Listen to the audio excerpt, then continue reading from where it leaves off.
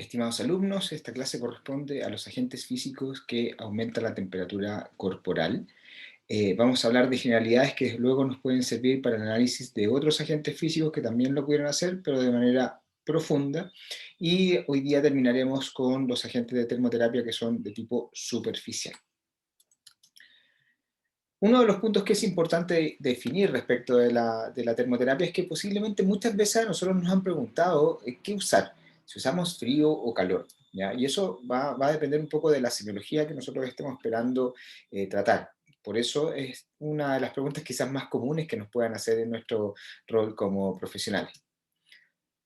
Por lo tanto, para poder hacer esto tenemos que saber definir qué es lo que significa termoterapia. Y en general la termoterapia corresponde al uso de agentes que cambian la temperatura de los tejidos. Por eso podemos encontrar en esta línea también a la crioterapia, pero hoy día se está acercando mucho más a que el concepto crioterapia es uno y el concepto termoterapia tiene relación con los agentes que aumentan la temperatura para obtener un efecto terapéutico. ¿Ya? Ese es como hoy día un poco lo que está pasando desde la línea del análisis en terminología. Una pregunta como bien común es que si nosotros hemos usado alguna vez algún agente térmico. Dentro de esa línea nosotros nos podemos encontrar con algunos agentes térmicos bastante usados en nuestra casa, quizás por experiencia familiar, el uso de compresas calientes, del famoso guatero, que tal vez es medio peligroso, pero los sacos de semillas se están acercando un poco más al uso en nuestras familias quizás. ¿Ya? Nos puede servir. Una cosa es calentar, pero lo otro es darle un efecto terapéutico. Por ejemplo, en el control del dolor, en el control de la contractura muscular o quizás, por ejemplo, en el dolor premenstrual, en donde también el efecto de la termoterapia ha sido estudiado. Así que desde esa línea nosotros vamos a ver algunos análisis respecto del uso de agentes que aumenten la temperatura corporal. Y sus efectos obviamente los vamos a enfocar en base a lo que ocurre a nivel vascular, a lo que ocurre a nivel muscular y lo que ocurre con los tejidos en general respecto de las características viscoelásticas de este. Y también esa duda respecto de cuándo usar frío y calor podemos analizarla desde la evidencia y vamos a hacer algunos puntos comparativos en ello. Y ver si sirve o no sirve, ese es como el primer gran punto. Bien. Partamos un poco analizando lo que significa termoterapia. La termoterapia, como definimos, es el uso de agentes que aumentan la temperatura corporal y por lo tanto va a producir efectos fisiológicos en base a esto. Nosotros podemos encontrar tipos como termoterapia profunda, así como termoterapia superficial, y es importante en ello reconocer los efectos que tienen que ver con la transferencia de energía, o sea, los mecanismos de transferencia de energía que son propios de los agentes que aumentan la temperatura, ya sea el mecanismo de conducción, convección, conversión, ¿ya? Y que se va a asociar especialmente a la radiación. De aquí que esta imagen nos puede mostrar algunos de los elementos importantes de esto. Vemos esta vela que está calentando, ¿ya? Esta cuchara, la cual está sostenida por la mano de esta persona. Por lo tanto, la vela calienta la cuchara y por conducción, o sea, por contacto directo entre la mano y la cuchara, se puede producir un calentamiento, por ejemplo, de la mano si ella está a una menor temperatura. La convección está determinada por el calentamiento de un fluido, en este caso el aire, que va a producir el calentamiento en la mano siempre y cuando ésta esté con una menor temperatura que este fluido que se calentó. Y la radiación es que cualquier elemento que esté en movimiento va a ser capaz de producir haces de luz infrarroja. Por lo tanto, cuando aumenta la temperatura, nosotros podemos encontrar una liberación de esta onda electromagnética y, por lo tanto, producir en el cuerpo una absorción de ella y una conversión en energía calórica. Y eso es lo que podemos ver desde la radiación. ¿Ya? En este caso son haces de luz infrarroja las que van a producir el calentamiento. Por lo tanto, esos haces no son visibles para nuestros ojos. Nosotros podemos definir la termoterapia y ver en base a sus efectos, ¿ya? Muchas veces nosotros podemos encontrar, por ejemplo, aplicaciones, estudios que nos refieran cuáles son los efectos clínicos de la crioterapia con la termoterapia, especialmente en el control del dolor. ¿Ya? Pero tenemos varios análisis para poder hacer y comparar respecto de lo que ocurre con la aplicación de agentes que disminuyen la temperatura y agentes que la aumentan en nuestros tejidos.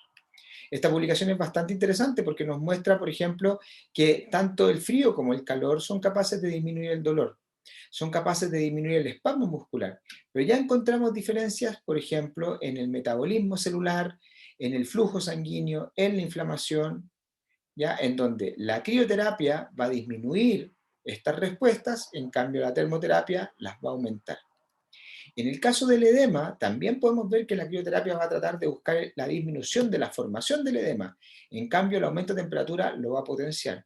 Y desde ahí que, por ejemplo, cuando veíamos la clase de crioterapia, es importante destacar que quizás hay algunas recomendaciones para el uso de crioterapia y quizás en el caso de edema, pero el aumento de temperatura también podría ser recomendable para cierto tipo de edema.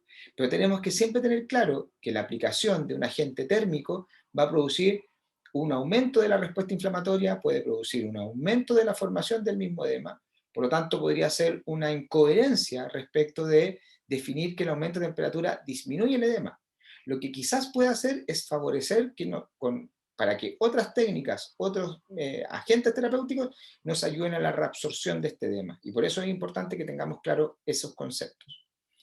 Así como, por ejemplo, lo que ocurre con la extensibilidad. Hay tejidos que se van a ver realmente disminuidos en su capacidad de estiramiento cuando se aplica frío, en cambio con el aumento de temperatura puede tener efectos positivos.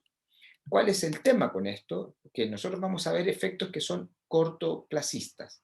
Por lo tanto, con eso también tenemos que tener cuidado en base a la decisión terapéutica y ver cómo podríamos potenciar la respuesta de la extensibilidad, por ejemplo, de aumentarla si nosotros aplicamos algún agente térmico. Yo puedo calentar un material y perfecto, puede cambiar sus capacidades, ¿ya? Y sus propiedades, pero si yo lo modifico desde el punto de vista mecánico, quizás no voy a tener ninguna respuesta positiva en modificar, por ejemplo, ese material. Puede pasar lo mismo con nuestro cuerpo y eso veremos más adelante qué poder hacer para lograr esto. Ahora, en esta publicación ellos hablan de que, por ejemplo, en el caso de la crioterapia, lo más profundo que quizás pueda llegar es de 1 a 2 centímetros, pero que hay algunas publicaciones que nos muestran hasta 4 centímetros de penetración, que se ha observado que el control del dolor está debido a una disminución de la velocidad de conducción y un aumento del umbral doloroso. Estos autores lo definen y nosotros lo podemos ver en diferentes publicaciones como un concepto que se llama neuropraxia inducida por frío, o sea, tratar de condicionar la respuesta nerviosa mediante la aplicación de algún agente que descienda la temperatura. También se ha visto que el control del dolor podría estar determinado por, en el caso de la crioterapia, por un efecto protector post-daño, una disminución del flujo sanguíneo, por lo tanto una menor llegada de sustancias que puedan producir una respuesta dolorosa, así como la disminución del metabolismo celular que se puede relacionar con cada uno de estos elementos, como ya vimos en la clase de crioterapia. En el caso de la termoterapia, nosotros podemos ver que la analgesia puede ser debido a que este aumento de flujo sanguíneo pueda favorecer, por ejemplo, la remoción de sustancias que puedan producir dolor, o sea, sustancias algógenas, y por lo tanto favorecer la disminución de este. Además, podría ser que el aumento del metabolismo celular ayuda a la promoción de la respuesta reparatoria y por ende, al aumentar la promoción de la reparación, disminuye la respuesta asociada a la noxa y eso va a determinar que también disminuya el dolor. Se ha visto en estudios en piel a nivel lumbar que si nosotros aumentamos la temperatura a 40 centímetros de la piel a nivel lumbar, podríamos en la superficialidad llegar a un aumento del tejido ya que se encuentra a un plano de casi 2 centímetros de la profundidad de la piel, de 5 grados Celsius. Si nosotros seguimos aumentando la profundidad, el aumento de temperatura va a ser cada vez menor. Y eso está condicionado especialmente para los agentes de termoterapia superficial. El flujo sanguíneo se ha visto que puede aumentar, por ejemplo, hay un estudio que muestra que en trapecios, si nosotros colocamos un agente térmico, aumenta el flujo sanguíneo dependiente del aumento de temperatura que nosotros logremos a nivel de la piel. Si nosotros aumentamos solamente a 38 grados Celsius, va a haber un aumento de 27%, pero si aumentamos la temperatura de la piel hasta los 43, más allá podría ser un poco peligroso, aumentaría en un 144% el flujo sanguíneo en la zona. Por lo tanto, bastante interesante porque nos permite también analizar qué es lo que ocurre con el aumento de temperatura y qué va a beneficiarnos este aumento del flujo sanguíneo. Existen diferentes formas de aplicación de crioterapia y termoterapia. Hemos visto algunas en la clase de crioterapia respecto de el ice pack, los spray, el masaje con hielo, la inmersión. ¿ya? Y para cuáles van a ser sus efectos. En el caso de la termoterapia, nosotros podemos encontrar, por ejemplo, los mecanismos destinados a la conducción, en donde podemos ver las compresas húmedo calientes, ya el baño de parafina y los baños calientes de baja temperatura, que pueden estar indicados en diferentes lesiones, por ejemplo, en dolor agudo, en DOMS o dolor o molestia muscular de inicio tardío y en dolor menstrual. Y donde hay que tener cuidado, por ejemplo, en diabetes, en esclerosis múltiple, en enfermedad vascular periférica y en daños a nivel del cordón espinal, así como la enfermedad de reumatoides. Y obviamente lo más complejo de esto es la quemadura. También podemos ver la convección, en donde es el flujo de aire líquido, de un fluido, perdón, ya sea de aire o líquido, podrían ser los factores que determinan esto, por eso la fluidoterapia y la hidroterapia pertenecen a esto, y nos podría ayudar a muchos elementos, como lo hayas visto previamente, pero también al control, por ejemplo, del debridamiento de herida, o sea, sacar el tejido necrótico gracias al chorro de agua o aire que pueda estar presente en él. En el caso de la conversión, nosotros podemos ver que otros agentes físicos puedan su energía convertirse en energía calórica, como por ejemplo el ultrasonido, las lámparas de infrarrojo y la diatermia, que en este caso nosotros veremos en próximas clases, la onda corta, y que también nos puede ayudar, por ejemplo, a cierto tipo de lesiones musculoesqueléticas, en donde tenemos que tener cuidado respecto de cierto tipo de patologías o de ciertas condiciones, como por ejemplo el caso del embarazo, ¿ya? Y por lo tanto también tener apreciaciones respecto de eso. Y que en algunos casos, aparte de las quemaduras, podrían potenciar el dolor y la respuesta inflamatoria. Por lo tanto, ese es un punto interesante.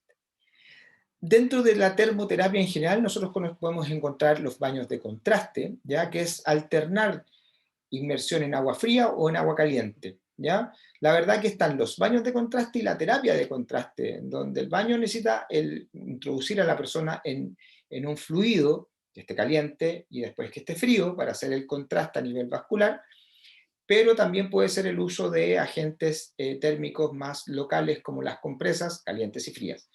¿Ya? Y esto lo que va a ayudar es a un elemento que se llama el Passive Vascular Exercise o ejercicios vasculares pasivos, en donde el calor va a provocar la vasodilatación, para luego con la aplicación de frío provocar vasoconstricción y por lo tanto ir jugando en esto, alternando, lo cual va a favorecer, por ejemplo, el bombeo circulatorio.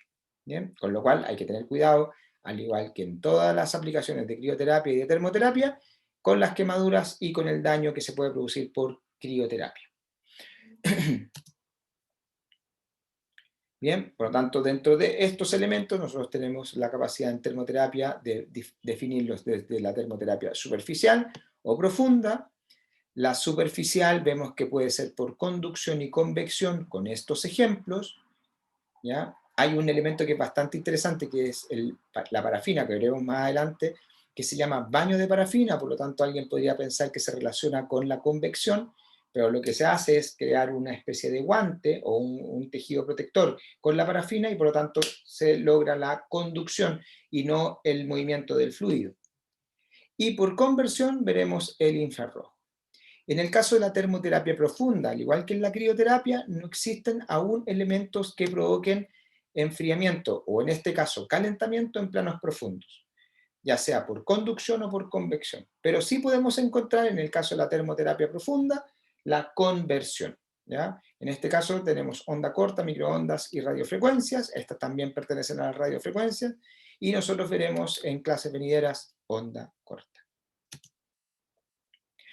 ¿Cuáles son los factores más determinantes respecto de la acción de la temperatura? Y esto también nos puede servir para las clases de crioterapia, ¿ya? Porque tiene relación también directa con esto. En este caso es, ¿qué pasa con el aumento de temperatura? Lo que se ve es que tiene que haber una temperatura del tejido óptima. O sea, si nosotros llegamos entre los 40 y los 45 grados como máximo de calentamiento del tejido, estamos en el plano óptimo. El tiempo de exposición también es importante. Mientras más rápido logremos el aumento de temperatura y este dure en ese aumento por más tiempo, va a ser mejor que mientras más lento sea el proceso. Y de aquí que un punto que es muy importante se relaciona con la velocidad del calentamiento, ya que tiene relación directa con el calor específico. Los agentes físicos que tienen relación con el agua tienen un calor específico más elevado, por lo tanto, la transferencia de energía es más brusca, en este caso aumentando rápidamente la temperatura, manteniéndose por más tiempo y por ende logrando más efectos o logrando que estos efectos se mantengan en el tiempo. Y esto va a estar determinado también por las características del agente que nosotros apliquemos, ¿ya? Esta misma analogía la podemos ver para crioterapia, pero en el sentido contrario. El tamaño de la zona también es importante. Si nosotros aplicamos una pequeña zona con un agente térmico, quizás vamos a tener respuestas locales bien focalizadas en esa zona. Pero mientras más grande sea, en base a la condición que nosotros queremos tratar, más respuestas reflejas vamos a tener.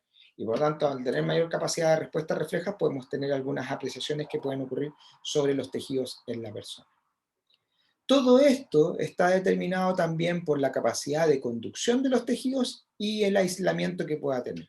Y de ahí que el efecto, por ejemplo, de la termoterapia superficial y la termoterapia profunda van a diferir y la decisión terapéutica en base a qué tejido quiero yo calentar va a depender también de si yo tengo, por ejemplo, un tejido adiposo más grueso, un panículo adiposo grueso, va a costar más que logre la penetración, por lo tanto un agente físico de termoterapia superficial quizás no va a ser tan positivo en su elección, porque no va a calentar este tejido que yo quería llegar en el plano profundo, en cambio tal vez un agente de termoterapia profunda sí lo logre, ¿ya? Pero siempre teniendo en claro que pueden haber condiciones que tributen a que yo quiera llegar a un plano profundo, voy a necesitar de un agente superficial porque hay características en el paciente o en la situación de la condición patológica que van a hacer que yo tome la decisión de elegir un tipo de agente que tal vez no era el que correspondía necesariamente al que debíamos aplicar, pero que se justifica totalmente su intervención en ello, ¿ya? Como por ejemplo, pacientes embarazadas, en donde nosotros quisiéramos calentar, por ejemplo, la musculatura profunda en una paciente con dolor lumbar, pero la aplicación de agentes térmicos de termoterapia profunda como la onda corta es una contraindicación absoluta. Por lo tanto, no lo puedo hacer. Quizás voy a tener que ocupar uno superficial, que sé que no va a llegar al plano profundo, pero sé que también me voy a asegurar de no provocarle daño ni al feto ni a la mujer que está en proceso de desarrollo de este mismo feto. ¿Bien? Entonces, eso también es importante analizar. Ahora, hay factores que influyen en esto, como veíamos, que es la superficie expuesta. Mientras más superficie expuesta tengo al aumento de temperatura, más receptores van a estar mandando señales y por lo tanto más capacidad de respuestas biológicas tengo. Pero un detalle que es fundamental es que independiente que yo quiera tratar todo el cuerpo, hay algo que es fundamental en cualquier agente de termoterapia, que es la sensibilidad. Nosotros tenemos que tener claro que la persona que estamos tratando es la que va a percibir el aumento de temperatura o también tenemos que analizarlo desde el descenso de temperatura. Y es fundamental que esa persona esté clara en lo que percibe, porque si no lo está, podríamos llegar a provocar quemaduras, daño en los tejidos y tal vez hacer algo más severo, que es lo que ocurre cuando estamos pensando que tiene una patología y por lo tanto nosotros le estamos provocando un daño mayor que lo que significa esa patología. Eso es un tema que es muy importante a tener claro y a reflexionar cuando nosotros vemos la aplicación de agentes físicos. Esta clase debería ser relativamente simple en el entender lo que estamos viendo, porque si nos quedó claro la parte de crioterapia, también nos debería quedar claro el efecto de los agentes que aumentan la temperatura, porque normalmente son el contrario, ¿ya? Por lo tanto, desde esa línea debería ser bastante sencillo y simple poder reconocer esto. Cuando nosotros aumentamos la temperatura de los cuerpos, significa que hay un efecto sobre el aumento de energía calórica en los tejidos y este aumento va a producir respuestas fisiológicas que se han visto desde lo mecánico, por ejemplo, el aumento de la extensibilidad de los tejidos conectivos, por ende la disminución, por ejemplo, de la rigidez articular, provocar analgesia, provocar acción sobre los músculos y su tono, con un efecto antiespasmódico, y esto que está con, entre comillas, y un signo de interrogación, está ahí, que significa un efecto antiinflamatorio. Bien importante definir esto. Hablamos de un efecto antiinflamatorio, pero yo creo que a todos nos queda claro que el aumento de temperatura lo que va a producir es inflamación. Pero puede ser que esa respuesta inflamatoria potencia la respuesta proliferativa. Y por lo tanto, al potenciar la respuesta proliferativa de un tejido que esté dañado y donde exista este proceso de reparación, va a hacer que al mejorar la proliferación va a disminuir el efecto de la respuesta inflamatoria. Por eso, lo que va a hacer en realidad el agente térmico es potenciar la fase proliferativa de un tejido dañado para que de manera indirecta o secundaria disminuyan sus respuestas inflamatorias. Eso es bastante importante para que también nos quede claro y no nos confundamos de que el calor es un antiinflamatorio, porque en realidad, si uno lo tiene claro, el calor nunca va a disminuir la inflamación, sino que la va a potenciar. Y por eso tenemos que saber tomar una decisión correcta. Existen algunos elementos asociados a las tasas de respuesta enzimáticas, al metabolismo celular. Si nosotros aumentamos la temperatura, aumentamos las tasas de reacciones metabólicas. Se define que en base a esto, la ley de Van Hoff dice que si yo soy capaz de aumentar en 10 grados Celsius la temperatura de un tejido, que esté en una condición normal y biológica, no superando los 45 grados de temperatura, puedo aumentar la tasa de reacciones metabólicas de 2 a 3 veces.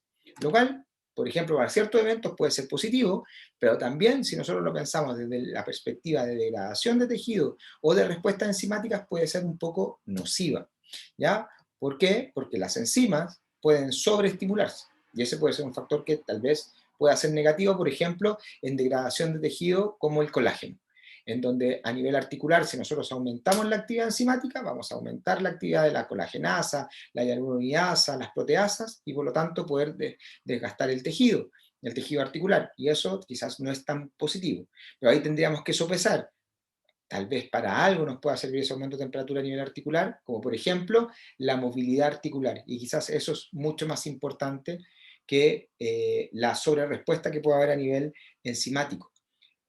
Pero si esto, por ejemplo, nos enfrentamos a un paciente con una artritis reumatoidea, quizás, aunque yo pueda mejorar la movilidad, voy a tener que ser lo suficientemente capaz de darme cuenta que puedo estar enfrente de un efecto negativo y quizás vamos a tener que o controlarlo con algún agente de crioterapia o definitivamente esta inflamación deberíamos evitarla por todos lados porque esa persona puede estar viviendo una crisis reumatoidea y por lo tanto estar con una sobreinflamación de los tejidos. Ahora, ¿qué se ha visto? Que si nosotros aumentamos la temperatura sobre los 45 grados hasta los 50, lo que podemos llegar es que a nivel proteico se dé un fenómeno que es la denaturalización, ¿ya? O sea, que podamos provocar un cambio estructural en la proteína. Esto se relaciona, por ejemplo, con las enzimas, ¿ya? Por lo tanto, podemos disminuir su capacidad de respuesta, su acción, o destruirlas. Si eso ocurre, ¿ya? Nosotros podemos liberar polipéptidos e histaminas al ambiente y por lo tanto crear una respuesta inflamatoria asociada a este aumento de temperatura, lo cual en general podría ser hasta más nocivo de lo que nosotros quisiéramos. Además, en algunos casos, estos polipéptidos van a estar relacionados con elementos que se llaman neuropéptidos, ¿ya? En donde un neuropéptido importante asociado al dolor es la sustancia P, ¿ya? Neuropéptido que aparece y que puede potenciar la respuesta dolorosa. Por eso, en algunos casos, en dolor crónico, hay pacientes que no toleran la aplicación de agentes que aumentan la temperatura porque les produce más dolor del que ya tenían. Porque puede ocurrir que nosotros tengamos una mayor concentración de neuropéptido llamado sustancia P y por lo tanto más dolor. O histaminas y prostaglandinas que pueden sensibilizar algunos receptores, algunos nociceptores y por lo tanto producir más daño y más molestias en el paciente. Por eso es tan importante que nosotros hagamos una muy buena anamnesis, que sepamos cómo referenciar la condición del paciente para que nuestra intervención sea segura y que le provoque beneficios al paciente y no solamente la aplicación de algo porque sí. ¿Qué efectos biológicos tenemos nosotros? Tenemos algunos positivos y algunos negativos del aumento de temperatura o asociados al aumento de temperatura. Dentro de los positivos tenemos que, como hay un mayor riego sanguíneo, posiblemente dado por las respuestas biológicas que vamos a ver un poco más adelante, va a haber más oxígeno en el ambiente y posiblemente ese oxígeno va a servir para los tejidos para utilizarlo en sus diferentes procesos. También podemos tener más nutrientes y por lo tanto frente a una noxa donde hay una herida del tejido podemos encontrarnos con cicatrización y reparación. En cambio tenemos algunos efectos que son negativos cuando nosotros vemos los cambios de temperatura. Es muy importante tener claro que los termoceptores cutáneos van a responder a los cambios de temperatura, modificándose cuando la temperatura en ellos cambia posiblemente desde los 30 hasta los 45 grados Celsius. Por lo tanto, si nosotros aumentamos la temperatura, van a haber algunas respuestas reflejas en esto. Pero cuando esa temperatura aumenta, se define con que nosotros podemos encontrar que un receptor o no sensa o deja de sensar y por lo tanto puede producir un daño a nivel tisular por el exceso de temperatura que puede estar en la zona y por lo tanto producir quemadura y daño en el paciente y obviamente eso potenciar una respuesta dolorosa. Por eso es tan importante que nosotros vayamos revisando, consultándole al paciente qué es lo que siente y si la temperatura es aún cómoda para ella o él. Bien, entonces desde esa línea tenemos que tener claro que tenemos posibilidades de provocar noxas con la aplicación de agentes térmicos. Introduzcámonos un poquito en los efectos a nivel vascular. Si recordamos, ya nuestro radiador, nuestro protector, es el plexo venoso subcutáneo. ¿Ya? Este nos mantiene con una temperatura general de nuestro cuerpo, en especial en la superficie, de manera homeotérmica, para que órganos internos, que son fundamentales, se mantengan con esa temperatura, porque somos seres homeotérmicos.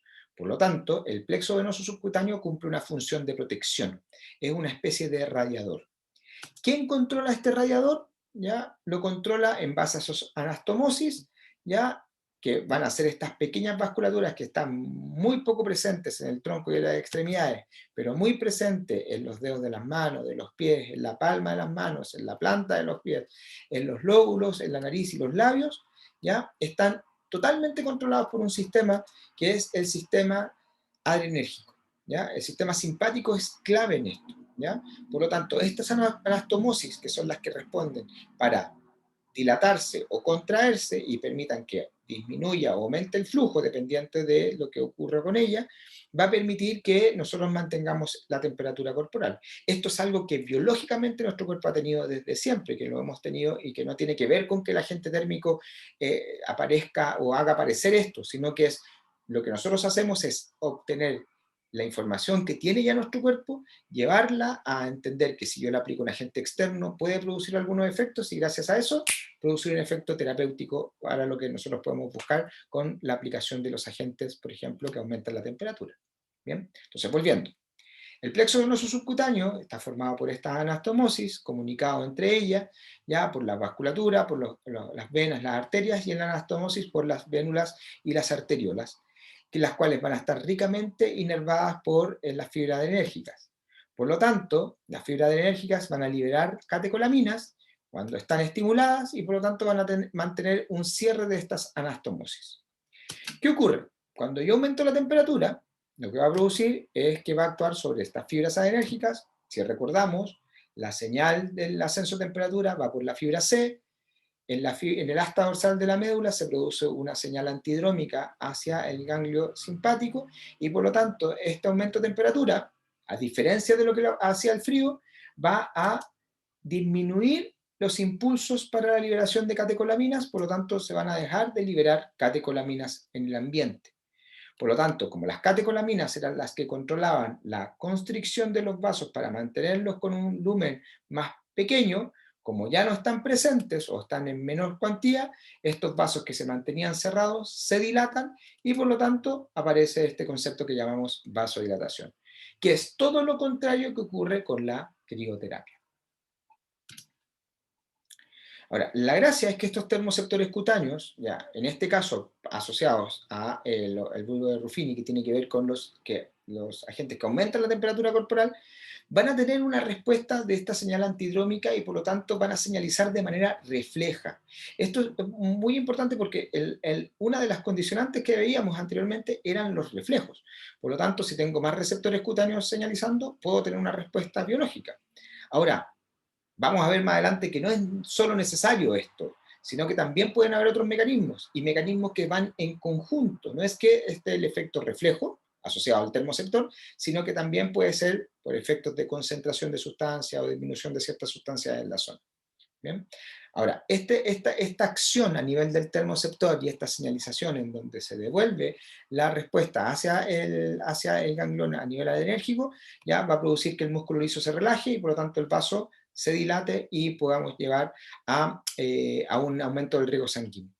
Además, gracias al aumento de temperatura, nosotros vamos a lograr la liberación de mediadores inflamatorios, ¿ya? Como las prostaglandinas y las prostaciclinas, las histaminas, y por lo tanto nosotros podemos llegar a producir vasodilatación.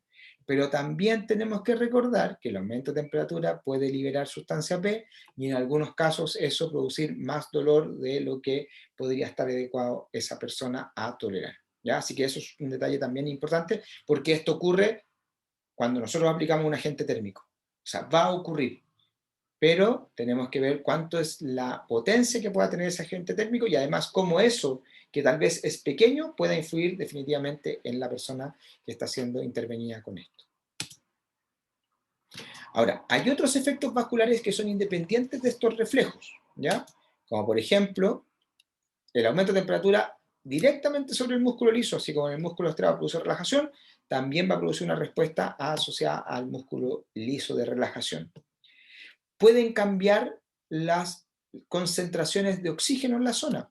Cuando nosotros aumentamos el metabolismo celular, la célula consume más oxígeno, libera más CO2 al ambiente, por lo tanto, disminuye la presión parcial de oxígeno, el pH también se hace más ácido, por lo tanto, también disminuye, aumenta la presión parcial de CO2 y puede también producir cambios a nivel de la osmolaridad, ¿ya? Y esos cambios asociados al aumento de temperatura, al aumento del metabolismo celular, van a tener una respuesta de protección para que no provoquen daño, que es la dilatación de los vasos para que aumente el riego sanguíneo, llegue la hemoglobina cargada de oxígeno y pueda tener ahí un préstamo de oxígeno para poder nutrir la zona y evitar la muerte celular.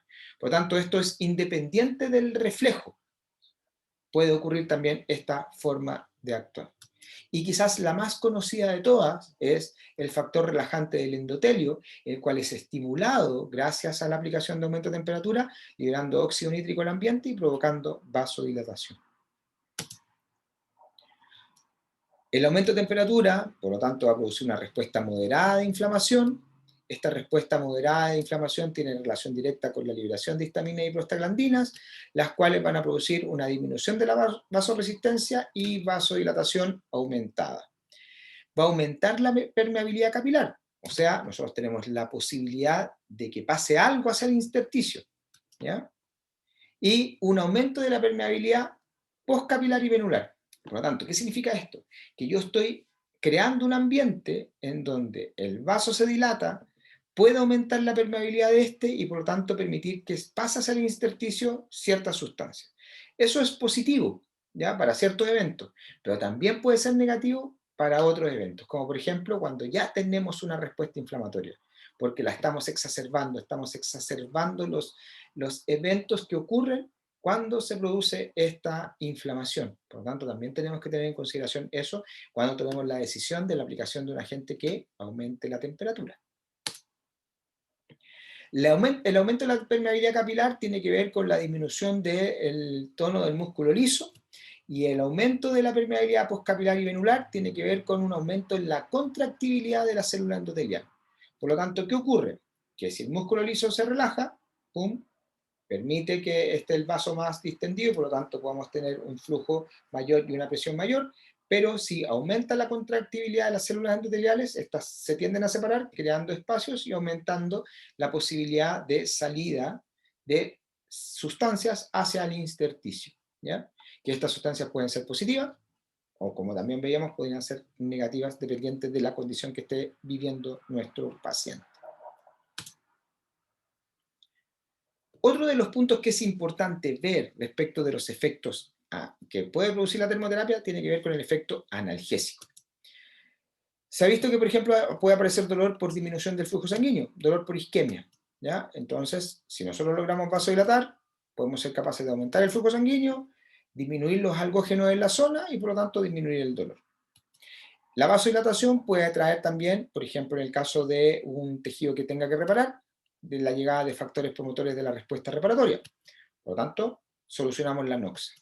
O, por ejemplo, en el caso de pacientes que presentan dolor por contractura, el aumento del metabolismo celular produce que, gracias al aumento de temperatura, aumenta este metabolismo celular, aumenta la captación de oxígeno, podría formarse ATP a nivel celular y, por lo tanto, liberar los puentes cruzados de actina y miosina gracias a la respuesta del agente que aumenta la temperatura. Por lo tanto, disminuir la contractura y, por ende, disminuir el dolor en la persona. El dolor puede estar asociado, por ejemplo, a que nosotros podamos controlarlo gracias a una alteración de la velocidad de conducción. ¿Ya? La termoterapia, así como la crioterapia, pueden alterar la velocidad de conducción y esto puede producir un aumento del umbral doloroso, o sea, hacer que la persona tenga un rango mayor en donde el estímulo tenga que ser mayor para producir un efecto molesto o doloroso en esta persona.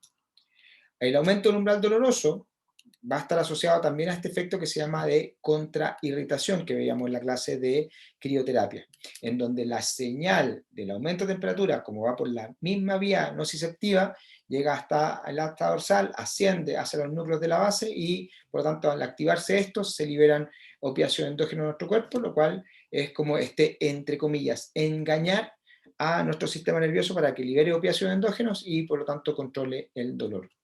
Gracias a esto también nosotros podemos encontrar un aumento del umbral doloroso y un control del dolor que podría ser efectivo desde la perspectiva que nosotros queremos tratar al paciente, siempre y cuando el paciente sea susceptible a recibir este tipo de tratamiento.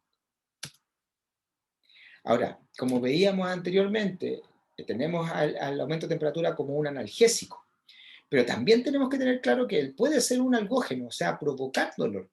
Y esto ocurre en algunos casos y en algunas personas cuando presentan, por ejemplo, dolor crónico. El aumento de temperatura lo que puede producir es una mayor concentración de vasodilatadores como histamina y prostaglandinas. Estos, así como también la formación de sustancia P o la aparición de mayor sustancia P, son sensibilizadores para los nociceptores. Por lo tanto, cuando aparecen, van a hacer que estos sensibilicen y por lo tanto el umbral doloroso disminuya y se provoque una respuesta mayor de dolor. Este es un punto muy importante porque quizás nosotros no sabemos cómo va a responder el paciente frente a la aplicación de un agente térmico, ¿ya? Pero quizás a la segunda sesión, a la tercera sesión, si el paciente nos relata que existe dolor, molestia asociada a esto, tenemos que entender que quizás fue nuestra acción terapéutica la que le provocó este aumento de la percepción del dolor en el paciente. Y eso es muy importante porque también nos va a permitir limitar nuestras intervenciones. Cuando nosotros tenemos los sensibilizadores muy activos, aumentará el dolor y por lo tanto el mismo aumento de temperatura puede producir más dolor en la persona, siendo que para otros puede ser totalmente aliviante este agente térmico. Y eso pasa muchas veces.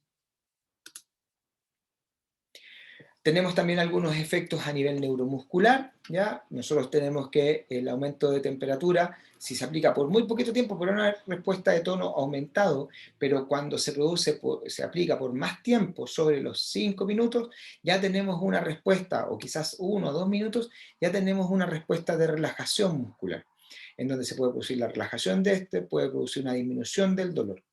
Y esto se puede esquematizar en esto que es tan simple, pero que para algunos no es tan bien visto, que es el ciclo dolor-espasmo-dolor, en donde cuando tenemos una respuesta dolorosa, podemos tener una señal aferente aumentada de descarga de A delta y C, la cual va a producir a nivel de la médula espinal una mayor respuesta de eferentes motores, aumentando el tono muscular y provocando un aumento del espasmo.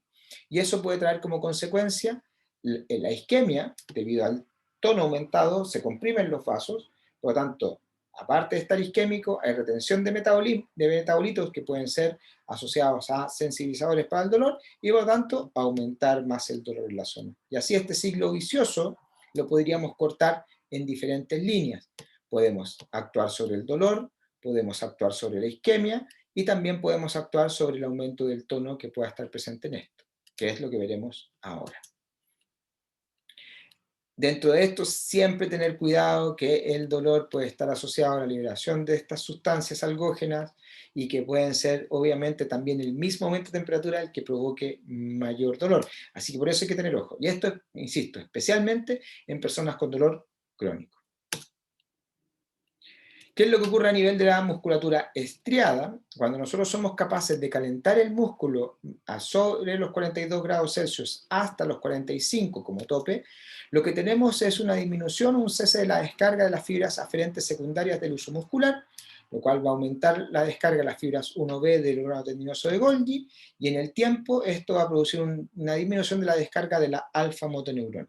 ¿Bien? Este es como un punto principal, o sea, si nosotros somos capaces de calentar el músculo, podríamos llegar a producir esto directamente. Pero muchas de nuestras intervenciones no son directas en el músculo, por lo tanto van a necesitar una respuesta más bien refleja, ¿ya? Y eso va a permitir que disminuya la actividad tónica, ¿bien? Ahora, esa respuesta refleja va a estar asociada al termoceptor. Cuando el termoceptor descarga debido a estas diferencias de temperatura, se ha visto que puede actuar sobre la gama motoneurona. Y cuando se activa la gama motoneurona, va a producir todo este ciclo, ¿ya? Por lo tanto, vamos a lograr tener una respuesta asociada de relajación. Quizás seríamos más eficientes si fuéramos más directos, pero en algunos casos eso directo es más bien difícil y por lo tanto podemos pensar en esta respuesta refleja, que tal vez no va a ser tan potente, pero que igual puede tener alguna razón de eficacia para poder tratar al paciente y su tono muscular aumentado. Y ya como para terminar un poco esta primera parte del video, vemos los efectos asociados a las propiedades viscoelásticas de los tejidos, ¿ya? Y cuando nosotros aumentamos la temperatura de un tejido, también podríamos llegar a tener algunos efectos en ellas. Insisto, quizás a corto plazo, pero podríamos tener efectos en este. Si yo el tejido lo caliento, ¿ya? Lo que va a pasar con el tejido es que va a vibrar, va a cambiar sus propiedades moleculares y por lo tanto puede cambiar sus propiedades viscoelásticas, disminuyendo o modificándose el patrón viscoso y aumentando el patrón elástico, ¿ya? Por lo tanto, al modificarse las propiedades viscoelásticas o a querer modificarse esas propiedades viscoelásticas a corto plazo, ¿ya? Nosotros podemos decir, hubo un proceso de, entre comillas, relajación del tejido o de cambio de esto. El problema es que si yo quiero modificar un patrón, por ejemplo, como el movimiento, ya sea a nivel articular, porque la articulación está con restricción, o porque un grupo muscular está limitado, el solo hecho de cambiar las propiedades viscoelásticas no me asegura que yo haya modificado ese patrón de movimiento alterado ya de manera pasiva. Por lo tanto, para poder lograr eso, tengo que mejorar la extensibilidad del tejido rico en colágeno, y eso se podría lograr si es que nosotros aplicamos una fuerza mecánica en el tejido. Y por lo tanto, al aumentar una fuerza mecánica, aumentamos ya de mayor cuantía la extensibilidad del tejido rico en colágeno. Y esto puede ser mediado por tracciones, movilizaciones, elongación, por una fuerza mecánica que sea atingente al tejido que nosotros estamos logrando. Y al aumentar esta extensibilidad, nosotros podemos lograr mejorar el rango de movimiento. Este concepto se conoce como tixotropismo, ¿ya? Que es las características de poder modificar de manera mecánica, gracias a una fuerza mecánica, la condición de un tejido, pero eso asociado al aumento de temperatura. Así que por ahora esta es la primera parte del video y les quiero dejar algunas preguntas. Por lo tanto, para que la termoterapia cumpla con sus efectos, siempre su actuar debe ser directo en el tejido, ¿ya? Esa es como una primera pregunta. La segunda es cómo la termoterapia puede producir vasodilatación, veamos cómo ocurre eso, y cómo puedo resolver una contractura con termoterapia, cómo podría ayudar el agente físico para poder resolver ese problema en la contractura. Así que este es el final de la primera parte del video y nos vemos en la segunda